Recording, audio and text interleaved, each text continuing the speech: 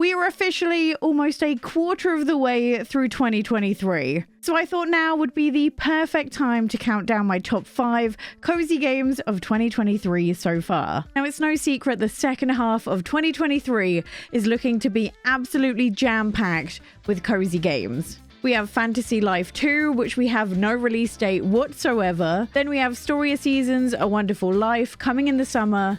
And then to finish off the year, we have Fae Farm, which has to be so many people's most anticipated Switch game. Also, small side note, Fae Farm has been giving us little snippets of gameplay footage over on their Twitter, and I am obsessed. With their most recent tweet literally saying that if you love sitting in character creation, they've set things up perfectly for you. So let me know in the comments down below if you want to see a dedicated video on all of the footage of Fae Farm, because I will definitely do it. But even though none of the massive cozy games of the year have released so far, we have already had some absolutely incredible cozy games on the Nintendo Switch. And today I'm going to be going through my favorites. And as always, before we get into this list, make sure you click the subscribe button down below. We're trying to hit 100,000 cozy gamers before the end of 2023, and I'd love it if you could help out. First up, we have Sunhaven, and I cannot stop playing this game. Now, it's cheating slightly as it's actually not quite out on the Nintendo Switch, but it's coming incredibly soon. I think they're just waiting for Nintendo to approve it. But let's go over why I literally can't put this game down. Sunhaven is described as being a fantasy multiplayer farming sim. There is genuinely so much to love about this game. You begin by picking which race you want to start off with a huge selection, and then you get to customize not only your character's hairstyles, eye color, but you also get to decide if you want wings, and get to customize those as well. The thing I love the most about picking the races though is it's mostly just cosmetic. You do get a few perks to begin the game, but from then on out, it is exactly the same. You can also even change your race at a later date, so even cosmetically, the beginning doesn't really matter. You can just pick what you think's coolest. Now, I know a lot of people will compare this to the likes of Stardew Valley. It is a farming sim, and yes, it is pixelated.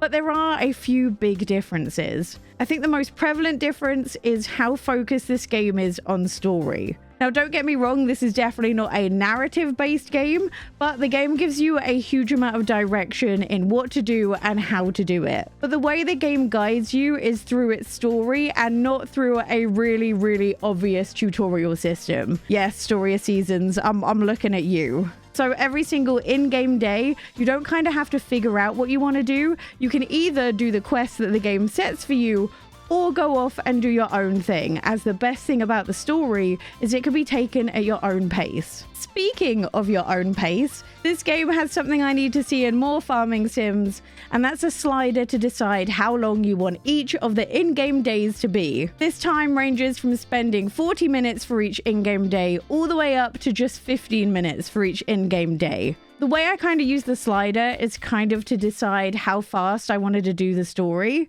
Many of the story elements kind of have you needing to wait a few days for something to happen, and if you turn the slider all the way to 40 minutes, this gives you time to do all of the farming sim stuff and still take the story at your own pace. The other way this differs from Stardew Valley is just the size of the game. The town you start off in is absolutely massive. And the best part of it is as you progress, the town is only going to get bigger. Because as you wander around the huge town, you soon realize that you're needed in more ways than you maybe first thought. Scattered around the town are all these derelict shops that need wood and money to repair. And it's up to you to do that. Not only does that make the town bigger, but quite often these are really useful shops as well. And the really wild part of all of this is there's more than one town in the game. As you progress through the story, you encounter more than just the first town, which I think is absolutely wild. The game has all the farming sim classics, meaning that you can farm, you can go explore the lands, you can also go mining, and there's foraging, fishing, and also relationships. But the way this feels unique to other farming sims is that you have all these skill tree traits, some of which unlock the use of magical spells. Now, not only do the magical spells help you defeat enemies, which we're going to cover combat in a second, it also aids you in your daily farming farming life. You can unlock spells that help you water your crops, and when you go mining, you can also unlock a spell which helps mine large areas all at once. I'm personally such a fan of the skill tree. It makes leveling up feel so rewarding, and it also makes you want to develop each and every one of the skills so you can unlock more stuff on the tree. A few other things I really like that have been added in this game is the fact that there is no stamina bar whatsoever. You are free to spend your day doing whatever you want at no cost. And I'm also a huge fan of the way they've handled food, where not only does eating food replenish your health and mana that you've used, eating food also gives permanent stat boosts to either your mana or your health. And basically, the more you eat of one food, the less it gives you as a permanent stat boost. AKA making brand new foods and eating them for the first time will give you the biggest stat boost. So it really gives you an actual reason to cook food in the game and not just rely off foraging. Now, I know some of you aren't the biggest fans of combat, and that's another reason why I love Sunhaven.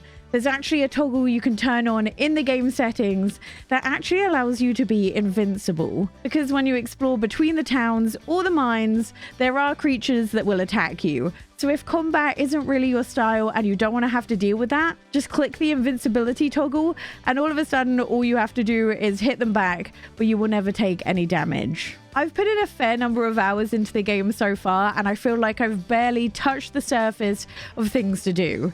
You only have to walk into the museum to realize how absolutely massive the scope of the game is. Like, the museum is truly wild. And I just feel like Sunhaven has just encompassed everything I love about different genres and put it all into one. Like, you can buy plushies, you can have pets, but on top of that, there's just so much that makes the game unique. You have random bosses that show up on your farm, and also just the story itself is really interesting. So this is definitely one to wishlist if you haven't already. And let's be honest, I might make a whole video just dedicated to this game because I love it so much. Next, we have Blanc. Or I think how it's meant to be said is Blanc. Who knows? Either way, this game. You play as a wolf cub and also a fawn who, after a giant snowstorm, gets separated from their parents. And the two young creatures decide to team up in order to try and find them again. And despite the game having no dialogue whatsoever, the story is absolutely beautiful. And the cool thing is both the fawn and the wolf cub kind of have different abilities, meaning that on your travels, you kind of end up solving these kind of mini puzzles to help you move along. And truly, the music and the visuals combined made it such a beautiful experience. Now, there's two ways to play this game. You can either play the game with a friend, meaning that one of you is the wolf cub and the other one plays as the fawn. When you do this, the experience is so chill, so beautiful, so laid back, and is genuinely such a brilliant game to play with someone else. Or you can play what I like to call the hardcore method. This is not how the game is intended to be played, but when you have no one else, it is the only way you can play it, and that is playing it all by yourself. Now, I know a lot of people were initially worried as to whether this game would be even possible to play as a single player, and it is. The only catch is on the controller, one of the sticks will control the fawn, and the other stick controls the wolf cub. And you, as a single player, will control both of them at the same time. Now, I have a PhD in chemistry, but I truly mean it when I say I have never thought so hard about carrying out a task in my entire life. Now, for the most part, you can kind of get away with either moving them both in the same direction at the same time, making it a little bit easier, or when they need to go different directions, you can control one, make them stop, and then control the other. That's kind of how I got through the majority of the game, but there are periods of time where you kind of need to control them both at the same time, and that used all my brain power. Either way, the game is truly a beautiful experience. Definitely best experienced with a friend, but still possible by yourself. And although it's short, it was an absolute delight to play. The next game is actually an incredibly recent game, and that's Storyteller. Now, despite the fact that I'd seen a trailer, I still wasn't 100% sure what I was getting myself into. The big caveat to me saying I love it is the price. Now, the game itself may only be £12, but there is less than 4 hours gameplay, with not really any replayability value whatsoever. So it's one of those games which is difficult to say whether it's 100% worth your money, but if you have gold points you can spend to get a discount on it, or you can just wait for it to be on sale, because honestly, it's been a while since a game has made me laugh this much out loud. The game's premise is pretty simple. You're given a storyboard, a title for the story, and it's up to you to fill in the blanks. You can use as many or as few tiles as you want to get your story across. And the cool part is, especially as you progress, there's more than one right answer. Now, despite these puzzles sounding really straightforward, they actually were used so creatively. And I think for some of them, if I didn't have my chat helping me out on stream, I would have really got stuck. Now, where the game I think truly comes into its element is on a few of the puzzles. After you complete them, it will come up with a title underneath that slightly changes the brief. And what this means is you have to figure out a new way of telling the same story, but with a little bit of a twist. It truly is such a unique puzzle game, and there is nothing like it on the Switch right now. As I said before, the only thing that's stopping me from saying you need to go out and buy it this second is how much it costs versus how many hours of gameplay you get. Staying on that theme, we have Bayonetta Origins. I absolutely was blown away by this game. The only thing that hasn't blown me away is how long it is versus the price that it is. This is a full price Nintendo game, so in the UK costing just under £50, and it lasts just over 10 hours. Yeah, it's not great. Now, if you're looking at this game going, Eeowna, how can you possibly say it's cozy? Hold on. As within the game itself, there are actually a few settings you can toggle with that turns this from a complicated battle-focused game into something that's a bit more of a chill experience. And also remember that you can have the first couple of hours of gameplay for free if you download the free trial. So you can even give it a go and see if you like it that way. Now, the game itself is all about you playing as Cereza, who goes into the Forbidden Forest to try and find and save her mother. Now, the good news is the forest is filled with fairies. The bad news, those aren't friendly fairies. They attack you. But don't worry, you actually have your toy cat, who also is possessed by a demon, to help you along. And if you've been playing Blanc, then that was great practice, because the game itself has a similar mechanic. The one stick controls Cereza, who kind of acts as a support herself. She can't directly attack enemies, but she can hinder them for her demon cat to then attack them, which you control with the other stick. Now, because Cereza is more of a support, you can kind of get away with kind of plonking her in one side of the map while the cat does all the work and occasionally helping out when she needs to. Now, the game was definitely a lot more story-driven than I was first anticipating. I was a little bit worried that the game was going to be non-stop combat and the story wasn't really going to make it feel worthwhile. But I was so glad to be absolutely wrong. The story itself had such a cool animation. It kind of had a mix between proper cutscenes and cutscenes that were kind of played out like pages in a book, which I really did like. On top of that, the cutscenes and these parts of the story were all fully voice acted and voice acted really well, which made the game feel like a full-on experience. Now, don't get me wrong, there is a fair amount of combat in the game, but it all definitely felt worthwhile and rewarding because of the story. So I know what you're saying, Eeowna, how is this cozy? Look at the battling. Well, I'm going to direct you to the settings. Now, there's a few ways this game has made it so you can tailor the experience to exactly what you're looking for. Like, for example, if you just want to explore, enjoy the puzzles and the experience without really worrying about the combat all that much, or you find the combat kind of tricky, then one thing they've let you do is actually lower the damage taken to either being less, or you can turn off damage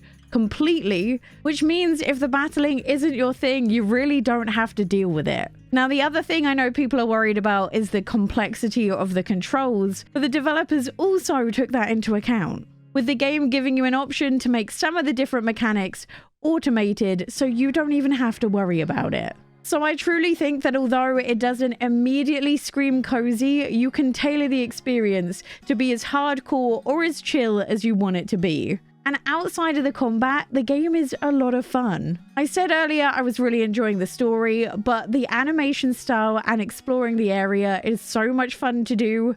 There is a surprising amount of mechanics outside of battling that you can do with your cat demon. Like, for example, you can either have your cat out running around in its demon form, which allows it to do certain things like breaking through barricades in the paths, or you can also bring your demon cat back into its toy form and do cool stuff and solve puzzles with it in that form as well. And that need to constantly switch between the two of them to try and make it between point A and point B is a lot of fun and was a really enjoyable experience. Overall, I'd say I love the game. I just really, in this day and age, with everything being so expensive as it is, not sure I can fully justify the price, so I'd say it's an incredible game. Just get it when it goes on sale. And this brings me on to the last game of the day, and that's Figment 2. This truly is a game like nothing else I have ever played.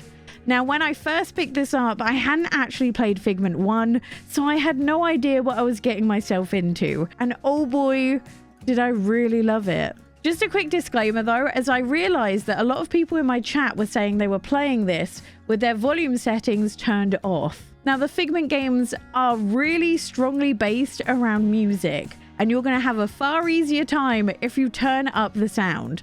Not only because a lot of the boss battles you encounter will be based on them doing different things in time to the music, but also because each of the enemies you encounter has a different theme song. If you don't know, Figment 2 is an action-adventure game set in the human mind, where you are trying to bring peace to the brain by trying to get rid of the nightmares that have overrun and are spreading chaos. And after shattering the moral compass, it's up to you to try and find the pieces, travel through the valley, and restore peace. Out of all the games I've mentioned on this list, Figment 2 is definitely not only the wittiest, the funniest, but also one of the best stories on the list. Now, a few things to bear in mind. The game is a little bit buggy on the Nintendo Switch. I know they are working to fix it, but a few people have encountered issues. And also, there is no difficulty setting. So unfortunately, all the combat you see me talking about today, there is currently no way to either avoid it or take no damage. So unfortunately, if you want to get to the really incredible puzzles, you're gonna have to do the boss battles. The part I enjoyed the most wasn't the battles though, it was 100% the puzzles. As you travel around, you'll come across these toggles that change the brain between open-minded and closed-minded. And not only does this change the landscape in front of you, it also changes your interactions with other things that you meet inside of the brain. You meet these little things that are called opinions. And dependent on whether the mind is open or closed-minded, this will depend on how your interactions with them go. And you'll have to fiddle around with the toggles to not only change the landscape, but also change their minds to try and help you out in your challenges. But the thing I really didn't expect with the game was the fact that the underpinning story to the whole game was really pretty deep and emotional. Like, the whole game is so witty, sarcastic, is full of different songs. But then when you're brought back to the reality of the dude whose mind you're trying to fix, the stakes suddenly get all that much higher. This is definitely a game where the story is made for adults, as I just don't think kids could really understand this deeper meaning and what the game was truly going for. And if you haven't already been convinced to pick up the game, the songs are absolute bops.